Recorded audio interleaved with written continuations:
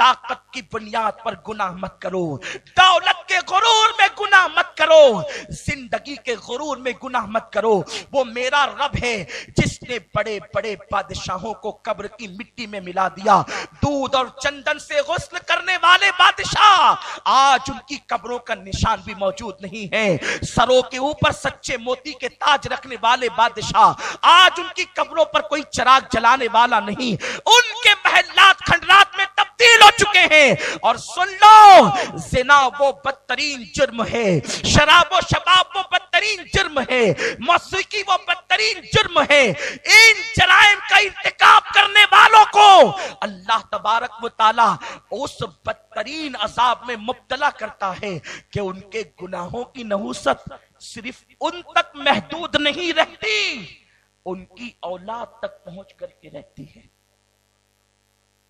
بعض گناہ ایسے ہیں جو کرنے کے بعد معاف کر دیے جاتے ہیں، بغیر توبہ کے معاف کیے جاتے ہیں، وہ کریم ہے۔ بعض گناہ ایسے ہیں اس وقت تک معاف نہیں ہوتے جب تک توبہ نہ کی جائے، اور بعض گناہ ایسے ہیں جس کی نحوست صرف گناہ کرنے والے کو ملتی ہے، دوسروں کو نہیں، اور بعض گناہ ایسے ہیں جس کی نحوست نسلوں تک باقی رہتی، اور بعض نیکیاں ایسے کہ جس کی برکتیں نسلوں تک باقی رہتی۔ کیا تم نے نہیں سنا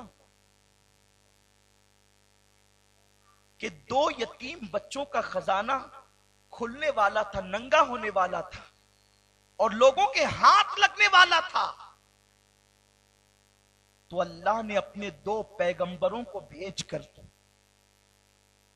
ان یتیموں کے خزانوں کو چھپانے کا حکم دیا اور وہاں دیوار تعمیر کروائی۔ کیا اللہ کا پیغمبر دیوار تعمیر کرنے کے لیے آتا ہے؟ کیا اللہ کا نبی کسی کی دیوار بناتا ہے؟ گارا مٹی اینٹیں رکھنا کیا کسی نبی کا کام ہے؟ ہرگز نہیں۔ لیکن میرے اللہ نے اپنے 2 جلیل القدر پیغمبروں کو حکم دیا کہ ان کی دیوار تعمیر کرو۔ سید المفسرین حضرت ابن عباس فرماتے ہیں ان یتیم بچوں کو آخر یہ فضیلت کیوں ملی کہ ان کی دیوار تعمیر کرنے کا حکم اللہ نے 2 پیغمبروں کو عطا فرمایا؟ وجہ یہ تھی کہ اوپر کی 11ویں پشت میں جو ان کا دادا تھا وہ نیک انسان تھا، 11ویں پشت میں اوپر کا دادا نیک انسان تھا، تو اس نیک دادا کی برکتیں 11ویں پشت کے پوتوں کو بھی ملتی ہوئی نظر آئی۔ اگر اوپر کا دادا نیک ہو تو اس کی برکتیں 11ویں پشت کے پوتوں کو بھی ملتی ہے، اس شان سے کہ اللہ کے پیغمبر ان کے خزانے کے محافظ بنتے ہیں، ان کی دیوار تعمیر کرتے ہیں۔ اور اگر اوپر کی پشتوں میں مجرم ہو تو ان کے گناہوں کی نحوست نیچے کی اولاد کو بھی ملتی۔ اسی ہندوستان کی سرزمین پر کم و بیش 7 صدیوں تک مسلمانوں نے حکومت کی، تیمور سے لے کر بہادر شاہ ظفر تک۔ اچھے برے بادشاہ آئے، اکثریت بروں کی تھی، اچھے بہت کم تھے۔ انہوں نے ایک مرد نے اپنے حرم میں 500 لڑکیوں کو رکھا، اپنے جنس کی تسکین کے لیے مشرک کافرہ عورتوں کے ساتھ انہوں نے شادیاں رچائی۔ کسی نے سورج کو خدا کہا، کسی پلید نے اپنے آپ کو اللہ کا خلیفۃ الاکبر کہا، کسی نے کہا کہ اذان میں میرا نام آتا ہے۔ اس طریقے کے بادشاہ بھی ہوئے، لیکن ان کے زنا، ان کے عشق، ان کی عیاشیوں کی داستانیں یوں ہے کہ ایک مغل شہزادہ ایک لڑکی کو اپنی بغل میں لے کر کسی پارک میں بیٹھا تھا، راستہ کھلا ہوا تھا، لوگ آ جا رہے تھے۔ اس جوان لڑکی نے کہا، میری جان، میں نے ابھی تک کسی انسان کو مرتے ہوئے نہیں دیکھا، اور میری خواہش ہے کہ میں کسی انسان کو مرتے ہوئے دیکھوں۔ اس نے بغل کی لڑکی کو، جو اس کی داشتہ تھی، اس کی منکوہا نہیں تھی، اس کے ساتھ اس کا نکاح نہیں ہوا تھا، اس نے کہا بس اتنی سی خواہش ہے کہ تم کسی کو مرتا ہوا دیکھنا چاہتی ہوں، جانے من اگر تیری تمنا یہ ہے تو ذرا اب کسی کو مرتے ہوئے دیکھ لے، دیکھ۔ اور اس کے بعد اس نے اپنی بندوق کو حرکت دی اور گولیاں ایک چلنے والے کسی غریب پر چلا دی, اس کا لاشا تڑپنے لگا تو مسکرا کر کے کہتا ہے دیکھ لو آپ کی خاطر ہم نے ایک کو قتل کر دیا ہے, اب تک کسی کو مرتے نہیں دیکھا تھا, مرتے ہوئے دیکھ لو. لمحوں کے گناہوں نے صدیوں کی سزا پائی. اس کے بعد پتا ہے مغلوں کو جب زوال آیا, بہادر شاہ ظفر اگرچہ مجرم نہیں تھا, اگرچہ بدکار نہیں تھا, اگرچہ زانی نہیں تھا, بہادر شاہ ظفر ان لوگوں کے ساتھ رہتا تھا جنہیں دنیا فضل خیر آبادی کے نام سے جانتی ہے, مفتی صدر الدین آزردہ کے نام سے جانتی ہے, کافی مراد آبادی کے نام سے جانتی ہے. اتنے مقدس علماء کے درمیان رہنے والا بہادر شاہ ظفر جس وقت ان کو زوال آیا اور انگریزوں کی قید میں آیا تو اس نے جیل میں آنے کے بعد دوسری صبح کو کہا صبح کے وقت تو مجھے ناشتے کی عادت ہے, ناشتہ لاؤ. انگریزوں نے کہا ٹھیک ہے ہم تمہیں ابھی ناشتہ پیش کیے دیتے ہیں. جب ایک تشت خوبصورت لا کر کے رکھا گیا, اس پہ کپڑا ڈھکا ہوا تھا, بہادر شاہ ظفر کو کہا گیا بادشاہ آپ کا ناشتہ آ گیا. جیسے اس نے کپڑا ہٹایا اس کی آنکھوں میں اندھیرا آ گیا, اس کا دماغ چکرانے لگا, اس کے پیروں کے نیچے سے زمین کھسک گئی اور بادشاہ نے رو کر کے کہا تھا اگر میرے باپ داداؤں نے عیاشیاں نہ کی ہوتی تو شاید یہ دن مجھے دیکھنا نصیب نہ ہوتا. یہ تاریخی جملہ بہادر شاہ ظفر نے کیوں کہا تھا؟ اس لیے کہ جیسے ہی اس نے تشت سے کپڑا ہٹایا تو اس نے کیا دیکھا, اس کے دو بیٹوں کے ابلے ہوئے سر اسے ناشتے کے طور پر پیش کیے گئے تھے. اس وقت بہادر شاہ ظفر نے کہا تھا آج کا زوال میرے باپ داداؤں کے جرائم کی سزا ہے. میرے پیارے آقا صلی اللہ علیہ وسلم کے پیارے دیوانوں, باپ دادا نیکیاں کرتے ہیں اس کی برکتیں بھی نسلوں کو ملتی ہے, باپ دادا عیاشیاں کرتے ہیں اس کی نحوست بھی نسلوں کو ملتی ہے. مال کمانے والوں سردی اور گرمی بارش کی پرواہ نہ کرتے ہوئے تم مال اکٹھا کر رہے ہو, رات و دن دکان پر ہو, رات و دن تجارت میں ہو, رات و دن ڈیوٹی پر ہو, نہ سردی کی پرواہ, نہ گرمی کی پرواہ, نہ بارش کی پرواہ, نہ دن کی پرواہ, نہ رات کی پرواہ, نہ اپنوں کی پرواہ, نہ بیگانوں کی پرواہ. لوگوں کے پروگراموں سے جی چرا رہے ہو, لوگوں کے فنکشنوں سے الگ ہٹ کر کے صرف ایک مقصد کمانا کمانا کمانا. کیوں کما رہے ہو, اتنی محنت کیوں کر رہے ہو؟ سروں کا پسینہ تلووں تک آ رہا ہے, وجہ کیا ہے؟ میرے بچوں کا مستقبل بہتر ہو جائے. میں کہتا ہوں بچوں کا مستقبل صرف مال کما کر دینے سے بہتر نہیں ہو سکتا. اگر تم نے مال اولاد کو دے دیا اور تمہارے کرتوت اچھے نہ رہے اور تم نے جرائم میں اپنی زندگی کو گزارا تو مال ہونے کے باوجود تمہاری نسلوں کو تمہارے گناہوں کی نحوست پہنچ کر رہے گی, وہ بے چین اور بے قرار زندگی گزاریں گے. میرے پیارے آقا علیہ السلام کے پیارے دیوانوں, آپ کو حیرت ہو رہی ہوگی کہ یہ کیسے ہو سکتا ہے کہ باپ داداؤں کے جرائم کی نحوست اولاد کو ملے. یہ بات حضور غوث پاک نے بھی کہی تھی. سرکار غوث پاک فرماتے ہیں اہل عراق کبھی آباد نہ رہ سکیں گے کیونکہ خون حسین کا بدلہ ان سے قیامت تک لیا جاتا رہے گا. خون حسین انہیں کبھی چین سے رہنے نہیں دے گا. اور آپ دیکھیں جب سے امام حسین کی شہادت ہوئی ہے اس دن سے لے کر کے آج تک کے اللہ اکبر تقریباً 13 صدیاں بیت چکی ہے. پورا 100 سال اہل عراق کبھی خوشی کی زندگی نہیں گزارتے. عراق سنورتا ہے پھر اجڑتا ہے, پھر سنورتا ہے پھر اجڑتا ہے, پھر سنورتا ہے پھر اجڑتا ہے. کیا بغداد کو شہروں کی دلہن نہیں کہا جاتا تھا؟ عروس البلاد کہلانے والا بغداد ہلاکو اور چنگیز نے اس کی اینٹ سے اینٹ بجائی تھی. اس کے بعد بہت تمناؤں سے بہت ارمانوں سے مسلم تاجداروں نے اسے سنوارا تھا. ابھی سونا تھا بغداد. لوگ کہتے تھے اب بغداد کبھی نہیں اجڑے گا, لیکن پوری صدی مکمل نہ ہوئی تھی کہ بغداد پھر اجڑا. تخت و تاج کو پھر دھول چٹایا گیا, سروں سے پھر گیند کھیلی گئی, دجلہ میں پھر خون بہا. اللہ اکبر. جس وقت موجودہ بش کا باپ اس نے بغداد اور عراق کو تباہ کیا, پھر لوگوں نے کہا تھا صدام نے بغداد کو اتنا سنوار دیا ہے کہ اب گھروں کے اندر نل کی ٹوٹیاں سونے کی ہو گئی ہے, اب کوئی بغداد کی طرف یا عراق کی طرف آنکھ اٹھا کر نہیں دیکھے گا. لیکن پھر لوگوں نے دیکھا کہ موجودہ بش نے پھر بغداد کی اور عراق کو کی اینٹ سے اینٹ بجائی. صدام کی شہادت کے بعد अल्लाह अकबर और बुश के सवाल के बाद फिर लोगों ने कहा था अब जंग के आसार खत्म हो गए हैं, अब फिर ठंडक आ गई है, अब अमेरिका की फौज निकल रही है, अब बगदाद फिर दुल्हन बनेगा, अब इराक फिर सौरेगा, अब इराक के अंदर फिर बहारें आएगी, अब इराक उसी दौर का इराक होगा, गौसुल आजम के दौर का इराक, इमाम गजाली के दौर का इराक। इस तरीके से लोगों ने कयास आराइया की थी। क्या कोई ये तसव्वुर कर सकता था कि लंबी दाढ़ियां रखने वाले दाइश फिर कभी इराक के कातिल बनेंगे? लेकिन लोगों ने देखा अमरीकी तो बम से उड़ा रहे थे, दाइश ने छुरी से उनकी गर्दनों को काटा है। ये क्या है? ये उनके बाप दादाओं की कमाई है जो औलाद को मैसर है। हालांकि हमारी हमदर्दी उनके साथ है, हमारी दुआएं उनके साथ है, लेकिन मिसाल देने के लिए अर्ज कर रहा हूं, बाप दादाओं के करतूत नस्लों तक के उनकी नहुसतें मिलती है। मेरे आका सल्लल्लाहु अलैहि वसल्लम के दीवानों, आज अल्लाह ने तुम पर माल की फरावानी की। आज नासिक में या महाराष्ट्र में या पूरे मुल्क हिंदुस्तान में 90% मकानात ऐसे हैं, बल्कि उससे ज्यादा, कि जिनके घरों में दिन में 3 मर्तबा खाना पकता है। 3 मर्तबा घर में खाना खाने वाले फिर पिज्जा से भी अपना पेट भरते हैं। कोई लाइट नाश्ते के नाम पर, कोई बेड टी के नाम पर, कोई किसी नाम पर, कोई किसी नाम पर, फिर अपने पेट के अंदर जो है वो खाना डालता है।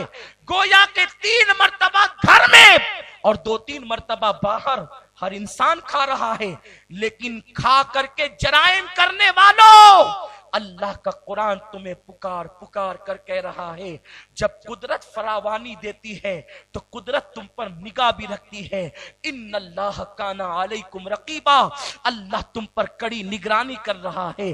तुम्हारे अंदर कोई सुरखाब के पर नहीं लगे हैं कि तुम नमरूद जैसा काम करो फिर भी अजाब से बच जाओ, फिरौन जैसा काम करो फिर भी अजाब से बच जाओ। बल्कि ये बात मैं कहना चाहता हूं उलमा की मौजूदगी में, मेरे असातिज़ा बिलखुसूस मेरे उस्ताद मुशफिक और मेहरबान उस्ताद यहां मौजूद है, मैं गलती करूंगा वो मेरी जरूर इस्लाह करेंगे।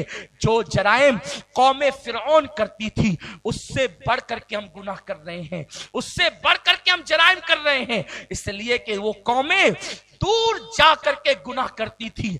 हमने अपने घर को गुनाह का जंगल बना दिया है, हमने अपने घर को अय्याशियों का जंगल बना दिया है, हमने अपने दौलत कदों को ऐश कदा बना दिया है। कल तक के गुनाह के लिए लोग दूर दूर का सफर करते थे, माँ बाप से छुप कर गुनाह करते थे, भाइयों से छुप कर गुनाह करते थे, बेटों से छुप कर गुनाह करते थे। हमने गुनाहों के आलात अब अपनी मुट्ठी में ले लिए हैं। बहुत दिन तक के ये जराइम की जिंदगी न किसी की रही है, न आपकी हमारी रहेगी। एक दिन वो जरूर आएगा, ये रात की रंगीनियां तुम्हें तुम्हारी कब्र की उजड़ी हुई रातों को से 2-4 कर देगी।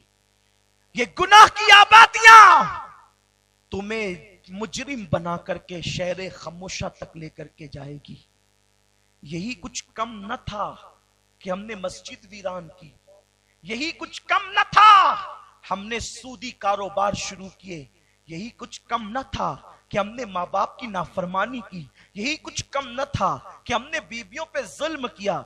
ये जराइम ही कम न थे, लेकिन यहूदियों को देखकर, मुशरिकीन को देखकर अब तो हमने नए नए मुशरिकीन के त्योहारों को भी अपना त्योहार बना लिया। कोई 31st नाइट बना रहा है, कोई न्यू ईयर मना रहा है।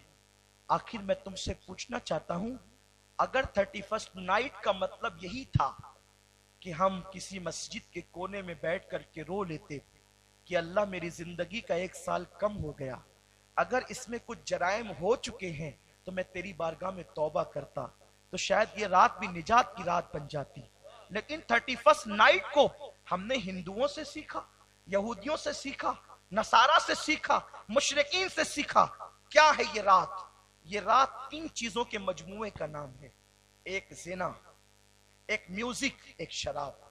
बल्कि अगर उसको यूं कहूं तो जिसे आप 3 शीन कह सकते हैं, शराब, शबाब और शायरी। ये 3 चीजों के मजमुए का नाम है 31st नाइट। अब इन तीनों जराइम को मैं अलग अलग आपके सामने पेश करूंगा कि ये इनमें से एक ही जुर्म खुदा के गजब को दावत देने के लिए काफी है। तो हमने मजीद और 2 जराइम, वो भी हमारी लड़कियां, हमारे लड़के, अल्लाह अकबर, कोई बंबई का सफर कर रहा है, कोई गोवा का सफर कर रहा है, कोई महाबलेश्वर का सफर कर रहा है, बल्कि अब तो हिंदुस्तान के मुस्लिम नौजवानों का हाल ये दुबई तक जाते हैं। 31st नाइट से पहले पिछले सालों में मैं दुबई के सफर पे था, तो मैंने देखा कि शहर दुबई को बिल्कुल दुल्हन की तरह सजाया जा रहा, होटलों के अंदर बड़ा एहतमाम हो रहा था। मैंने कहा ये क्यों हो रहा है, कोई खास बात है? तो लोगों ने कहा नया साल आने वाला है और पूरी दुनिया के अय्याश दुबई में जमा होंगे। दुबई क्या है? मुस्लिम ममलकत, इस्लामी हुकूमत, ये हाल है। मुत्तहिदा अरब इमारात जिन्हें कहा जाता है, 5 मुल्कों को जमा करके, और उसके लिए सबसे बड़ी अय्याशगाह दुबई है। वहां पर ये सारे इंतजामात हो रहे थे। नाम निहाद सऊदी हलीफ, नाम निहाद मुस्लिम बादशाह, मुस्लिम हुक्मरान। हम तो ऐसे मुस्लिम हुक्मरानों पे लानत करते हैं जो अय्याशियों के लिए लोगों को दावत देते हैं। अरे मुस्लिम हुक्मरान ये क्या हो सकते हैं? मुस्लिम हुक्मरान तो वो था जिसे दुनिया उमर इब्ने खत्ताब कहती है। आज भी उनका नाम आता है तो अकीदतों से लोगों की गर्दनें झुक जाती है। जिसका हाल ये था, उस मुस्लिम हुक्मरान के जुब्बे पर पेवन तो लगे थे लेकिन जराइम के धब्बे नहीं थे। अरे जिसके नाम से मुजरिमों के वजूद कांप जाते थे, मुस्लिम हुक्मरान कहलाने का हक उनको था। लेकिन हमारे साथियों ने बताया कि जिस वक्त 1 जनवरी की सुबह तुलू होगी तो यहां से बोतलों के ड्रम खाली होकर के निकलेंगे, इसलिए कि इतनी शराब पी जाएगी कि आज से पहले पूरे साल भर में इतनी शराब किसी रात नहीं पी गई। इतनी लड़कियां लाई जाएगी कि इतनी हसीनाओं ने दुबई की सरजमीन पे कभी कदम नहीं रखा होगा। ये उस मुल्क की दास्तान है, आपका मुल्क कभी कम नहीं। बंबई के अंदर लोग इतनी शराब पीते हैं कि एक टैक्सी वाले ने मुझसे कहा कि 31st नाइट में हम जब किसी को बिठाते तो पहले पैसा लेते, उसके बाद हम उनको टैक्सी में बिठाते हैं। मैंने कहा ऐसा क्यों करते हैं? कहा वो इतना शराब पी लेते हैं और हसीनाओं पर इतना पैसा लुटा चुके रहते हैं कि उनको अपनी लॉज में जाने के लिए उनकी जेब में फिर पैसे नहीं रहते। वो हमारी टैक्सी में बैठ करके फिर उतरते हैं और धींगा करते हैं, मस्ती करते हैं, हमें पैसे नहीं देते। ये हालत है, ये सूरत हाल है। उम्मत मोहम्मदिया पर इज्तिमाई अजाब नहीं आएगा लेकिन इनफरादी अजाब तो आएगा। इनफरादी अजाब में ये उम्मत गिरफ्तार हो सकती है। मुतलकन आपको किसने कह दिया कि आप पर कोई अजाब नहीं आएगा? जिस तरह और उम्मतें इज्तिमाई तौर पे हलाक हुई है, ये उम्मत इज्तिमाई तौर पे हलाक नहीं होगी लेकिन इनफरादी तौर पर ये उम्मत अजाब में गिरफ्तार की जाएगी। और जब मेरा अल्लाह अजाब का इरादा कर लेता है तो फिर वो मासूम बच्चे, मासूम बमाने बेगुनाह, मासूम उस माना में नहीं जिस माना में शिया कहते हैं, बेगुनाह मासूम बच्चे, फिर कुदरत उनको भी अजाब में गिरफ्तार कर देती। मेरे आका सल्लल्लाहु अलैहि वसल्लम ने इरशाद फरमाया, इमाम जरीर तबरी रहमतुल्लाहि ताला अलैह उसको नकल करते हैं, आका फरमाते हैं कि नूह की कौम पर जब अजाब आया उस वक्त अल्लाह के अजाब से अगर कोई बच सकता था तो 6 महीने का दूध पीता बच्चा बच सकता था, लेकिन अल्लाह ने उसको भी बचने नहीं दिया। एक माँ एक बच्चे को दूध पिला रही थी, वो माँ जनाबे नूह की बागी थी। जब उसको पता चला कि अल्लाह का अजाब आया है तो वो अपने बच्चे को सीने से लगा के पहाड़ की तरफ दौड़ी। जब वो पहाड़ पर चढ़ी तो पहाड़ तक के पानी की मौजें गई, उसके घुटनों तक, उसकी कमर तक। उसने बच्चे को सीने से उठा करके कंधे की तरफ किया। जब कंधे तक पानी आया तो उसने अपने बच्चे को सर पे बिठाया। जब सर पे पानी आया तो वो भी डूबी और उसका बच्चा भी डूब गया। उस बच्चे का कसूर क्या था? उस बच्चे का जुर्म क्या था कि अल्लाह ने उसको हलाक कर दिया? बच्चा मुजरिम नहीं था, वो एक मुजरिम की गोद में था। जिसको कुदरत ने डुबाने का फैसला किया था اس کی گود میں تھا، اس لیے بچہ بھی ڈبا دیا گیا۔ جب قدرت کسی کو ہلاک کرنے کا ارادہ کر لیتی ہے تو تدبیریں بھی ناکام ہو جاتی ہیں۔